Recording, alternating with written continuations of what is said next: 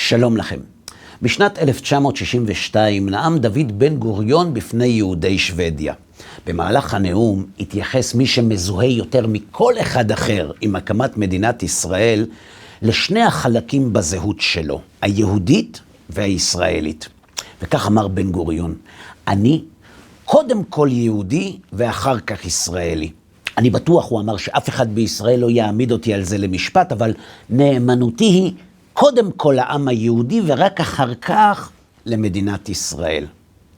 50 שנה אחרי הנאום של בן גוריון, אמר בראיון טלוויזיה מי שהיה יושב ראש מרץ, הדוקטור יוסי ביילין, דברים מאוד דומים, אבל ביתר פירוט, וככה הוא אמר. אני מזוהה עם השבט הזה, עם העם הזה, עם האומה הזאת, יותר מכל דבר אחר. בשבילי, אמר ביילין, היהדות זה הדבר הראשון בחיי, עוד לפני הישראליות. בשבילי ישראל היא כלי מאוד חשוב ונפלא להבטחת ההמשכיות היהודית. רק בישראל אנשים חילונים מוחלטים כמוני יכולים להבטיח את ההישארות היהודית שלהם, בשעה שבמקומות אחרים בעולם מה שמזומן להם זו ההתבוללות. אני, אמר ביילין, לא צריך להגיד לילדים שלי אל תתחתנו עם גויים, כי אני לא יכול להגיד להם דבר כזה כליברל, אבל אני לא רוצה שהם יתחתנו עם גויים, והדרך היחידה שלי להבטיח את זה, זה שהם כאן. אז זהו חברים, גם בן גוריון וגם יוסי ביילין הם ההוכחה שלא צריך להיות אדם דתי כדי להציב את היהודי לפני הישראלי. אלא שכל ילד יודע שהקמת מדינת ישראל בשנת תש"ח היא מהאירועים היותר משמעותיים בהיסטוריה שלנו.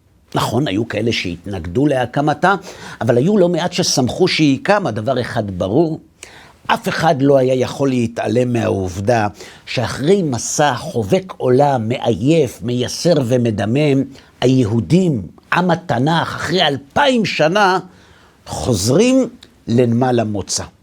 ובדיוק כאן הפלא הגדול. איך זה? שלמרות שהקמת המדינה הייתה מפעל חייו של דוד בן גוריון, דווקא הוא היה זה שטרח להדגיש, אני קודם כל יהודי ורק אחר כך ישראלי. אתם שואלים, מה יש בלהיות יהודי שהוא כל כך חשוב שהוא קודם אפילו ללהיות ישראלי? הרבה מאוד.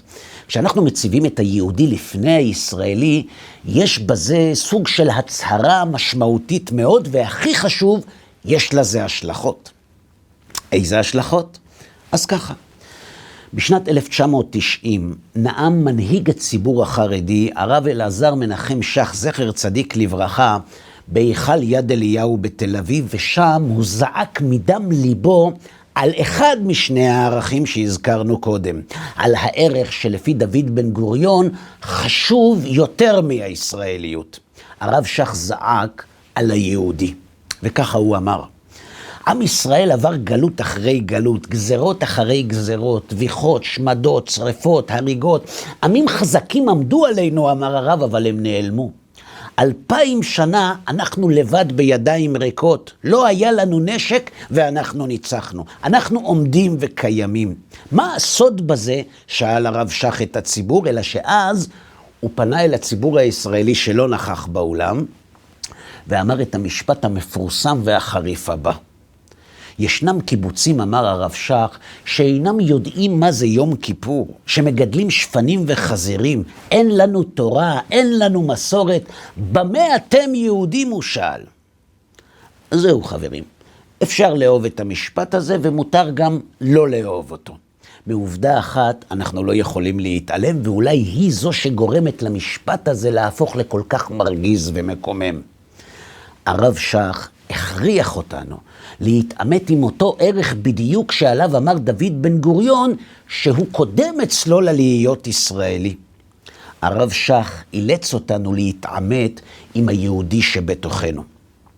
זה לא סוד חברים שכיום עם ישראל נחלק לשלושה חלקים מרכזיים. זה שמגדיר את עצמו קודם כל יהודי, זה שמגדיר את עצמו קודם כל ישראלי, ואלה שעוד לא החליטו, בין אלה שמזדהים עם היהודי, שהוא הערך הראשון של בן גוריון, ובין אלה שמזדהים עם החלק השני שלו, עם הישראליות. בין אלה שמזדהים עם היהדות שהיא הדבר הראשון בחיים של יוסי ביילין כפי שהוא הצהיר, ובין אלה שמזדהים עם הישראליות והמדינה שלדעתו של ביילין היא הכלי החשוב לשימור העם היהודי, למרות שהיא רק הערך השני.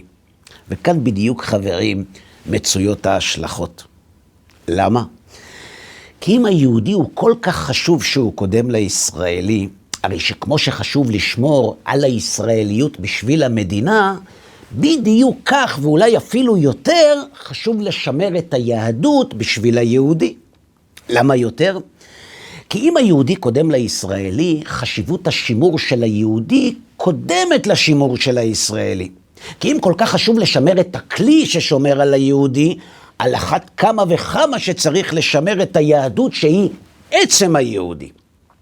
השאלה היא רק, איך משמרים את היהדות שהיא עצם היהודי, ועל זה השיב הפרופסור שבח וייס, מי שהיה יושב ראש הכנסת, בדברים הבאים.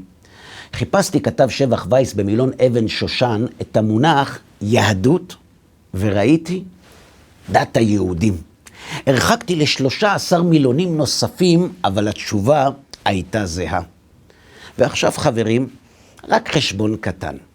אם על פי דוד בן גוריון היהודי קודם לישראלי, ואם על פי הדוקטור ביילין היהודי חשוב מהמדינה שרק מבטיחה את ההמשכיות שלו, ואם צודק הפרופסור שבח וייס שהיהדות היא דת היהודים, האם לא צדק הרב שך שטען שבלי יהדות אין יהודים? דוד בן גוריון, חברים, יוסי ביילין וגם הפרופסור שבח וייס לא יהודים אורתודוקסים כמו הרב שך. אבל הם הבינו בדיוק כמוהו שבלי היהודי אין באמת משמעות למדינה שלו. לכן, למרות שהם לא היו אנשים דתיים, היהודי והישראלי ניצבו אצלם באותו סדר בדיוק כמו שהם ניצבו בעולמו היהודי של הרב שך. ההבדל היחיד ביניהם הוא שבעוד הרב שך הקדיש את החיים שלו לשימור היהודי, שהוא הערך הראשון בחיים של בן גוריון, האחרים הקדישו את החיים שלהם לשימור המדינה, שהיא הערך השני בחיים של דוקטור ביילין.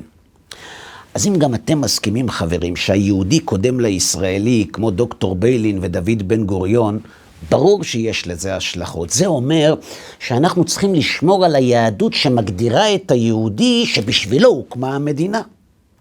השאלה היא רק, איך משמרים את היהדות? מה אנחנו עושים בשביל זה? השאלה היא רק, איזה פעולות מהפעולות שעשינו אתמול ושלשום ובשנה האחרונה, תרמו כדי לשמר את היהדות. אבל מה שברור, שגם אם עשינו, וגם אם שמחנו על אחרים שיעשו, כולנו אמורים להסכים שכמו שמי שמבזה את זכרם ואת כבודם של חללי מערכות ישראל, השם ייקום דמם, או לועג למשפחות שלהם, לא יכול לטעון שהוא מכבד את זכרם, בדיוק כך, מי שלועג לתנ"ך ולמסורת ישראל לא יוכל לטעון שהוא עושה את זה לכבודם. ההבדל היחיד ביניהם הוא שהראשון מחליש את הישראליות שהיא הערך השני של בן גוריון, והשני מסכן את היהודי שהוא הערך הראשון של בן גוריון. צחוק הגורל הוא, חברים, שדווקא אלה שמעריצים את בן גוריון לועגים לערך החשוב ביותר שהוא האמין בו, בעוד אלה שלא ראו בבן גוריון משיח, דווקא הם משמרים את הערך שהיה הכי חשוב עבורו. אז לפני שאנחנו לועגים ליהדות ולאלה שדואגים לשמר אותה, חברים, אולי כדאי שנעצור רגע ונחשוב מה אנחנו לפני מה, יהודים או ישראלים? אם התשובה היא יהודים, ברור שלא נוכל ללעוג למה שנחשב לערך חשוב ביותר בזהות שלנו. כל טוב לכם.